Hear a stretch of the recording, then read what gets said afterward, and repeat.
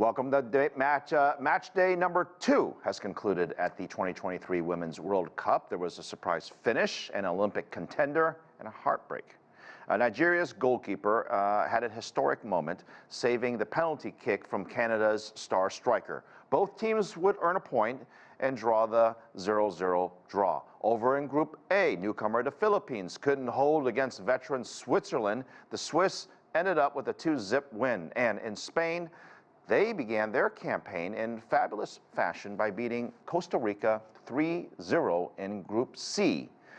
They went on top of their group ahead of Japan's game against Zambia, which is on Saturday. Exciting.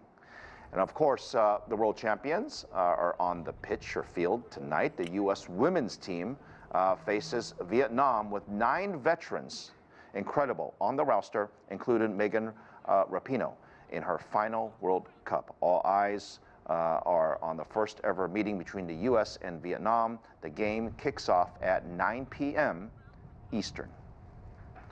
Sports results are, of course, more accessible, and it's shaking up the way that even how we report them. Recently, the New York Times and the LA Times and the San Diego Union Tribune announced that they're changing the way they cover sports. So they're doing away with the traditional staples like box scores and standings and game theories, and instead, they're going to focus on using social media to report on games, often in real time.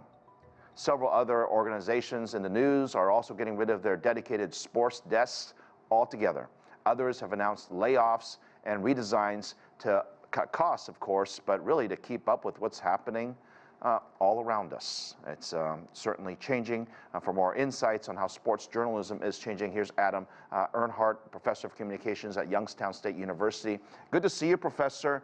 These changes have been talked about now for more than a couple decades, right? We've seen significant changes in the sports desk. And it's not just sports journalism, but really all journalism. But when you think about sports, it's the one thing that we still like watching live. I mean, I think the number of viewers have set records in almost every single sport. And places like ESPN and over in New York, the New York Times, these changes they're doing, what does it say about the future of sports journalism? Yeah, thanks for having me. Well, it's scary. It's scary for the industry right now, especially for that part of the industry in sports journalism. You know, there was a term that we used to use for the sports journalism or the sports department of the newspaper, and that was the toy department, right? Those were the guys that were out having fun. But it was also the sports pages that actually helped the bottom line for most of these papers. And now look at it. I mean, now look what's happening.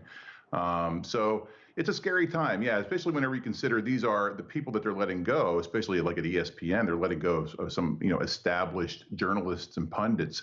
But, you know, for me, and I think a lot of people like me in small communities, it's actually a little more disconcerting when you consider that we rely on some of these papers, these pages, these outlets to give us local and regional sports.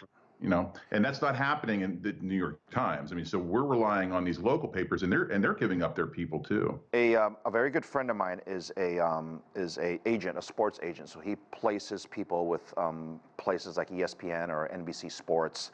Sure. So I had a chance to talk to Seth Myeri, and he told me that the quality of people coming up the ranks, it's getting tougher and tougher to find people who are willing to work, quite frankly, for a relatively low wage as you get started in the industry, because not everybody becomes a star in the sports field. And then when you do become a star reporter, you're of course expensive, right? And then now you're at the result where look what happened to ESPN.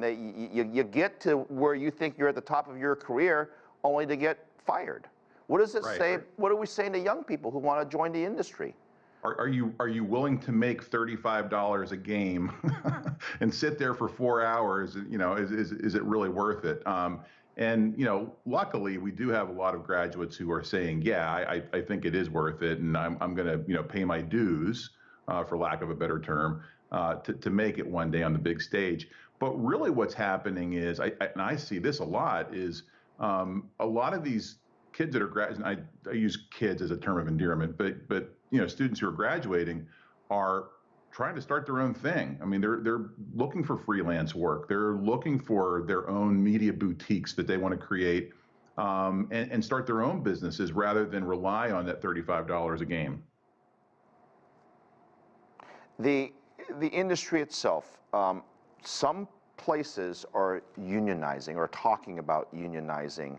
And if I'm a executive producer or I'm managing a newsroom, that's got to scare the daylights out of me, because the one thing that you already have a cost structure, but once you lose that flexibility, it's going to make me less and less likely to sign anybody to a high contract, long-term deal. Sure. Is this the right move for the industry? Is it really helping them, or is it ultimately going to end up hurting them? Well, it depends on what they're arguing over. Right. I think one of the big sticking points here that we kind of see being played out in Hollywood right now with SAG and the writers is this fear of what the use of artificial intelligence is going to do. And I love how you opened up talking about how some of these big papers are giving up the box scores and things like that. Well, those are things that if you, and I hate to even say this, but it's true, that AI can easily replace. AI can show up, and I think a lot of times, we do this easily, get on ChatGPT and type in something and boom, there it is.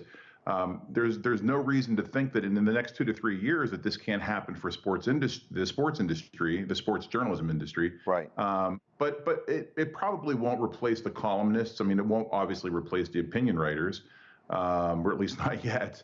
And so I think there's that fear that if we're not protecting everything, not just pay and not just benefits, that it could have, those other things could have a direct impact. If we had this conversation, say 3, 4, 5 years from now, right? Yeah. What would we say about what the state of the business is for sports journalism? Because I think of sports journalism as I go onto the website, whether it's ESPN or whatever, I go to the tennis channel, I watch my sports, and then I'm off doing some analysis. That's my life now. What does it look like 5 years from now? Am I going to lose experts? Am I going to lose analysts and people that I trust today? I love you used that word trust. Thank you. Yeah, that's exactly what's going to happen. And I think people are going to turn away. I mean, if they're losing the people that we've trusted for such a long, it's deteriorating the industry. So if you're taking away the trust because you know that name, and it's not just the publication that has the name, it's the writer that has the name, it's the journalist that has the name. Those two are intertwined. And if we're going to lose one of those, then what do we need the publication for anymore? This is what these media boutiques are doing. Right. No, I'm old school maybe. I still think there's trust. I still think there's value in good people. Professor Adam Earnhardt, appreciate it. Have a good weekend. Thank you.